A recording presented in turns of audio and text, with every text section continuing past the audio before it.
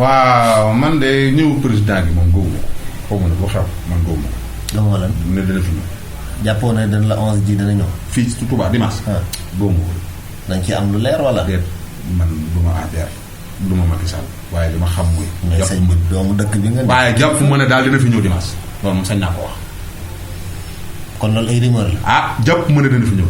mais loolu de sëñ bi jàppoo na. gëwuma ko it ndax gisuma programme bi wane ne dana fi ñëw. ay rumeur la. loolu laa gën a jàpp man naa xëy na mu xëy bett ni état moom daa ma ne nu ne du ma leen dëggalal du ma leen weddil waaye sama gëm-gëm bi ma am gëwuma ne dana ñëw. mais yow kon ku jege monsieur le maire. déet bu ma jegeloo kenn ku dul Sëñ Tuubaa.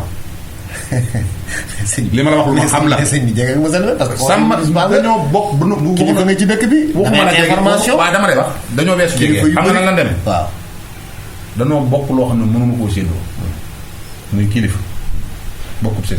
soo gisee moo loolu maire mu booleenu ba noppi li gën a jafe suñu kilifa booleenu na ma toftal naa la fii ci gannaawam àndal ak moom ci liggéey bii ma koy lëggal na mel ne maa fa ne. sëriñ bi maire bokk na ci ñi dalal njiitum réew mi su ñëwee ci dëkk bi. yàgg na fee ñëw te maire du fa am ak du fa sax teg tànkam.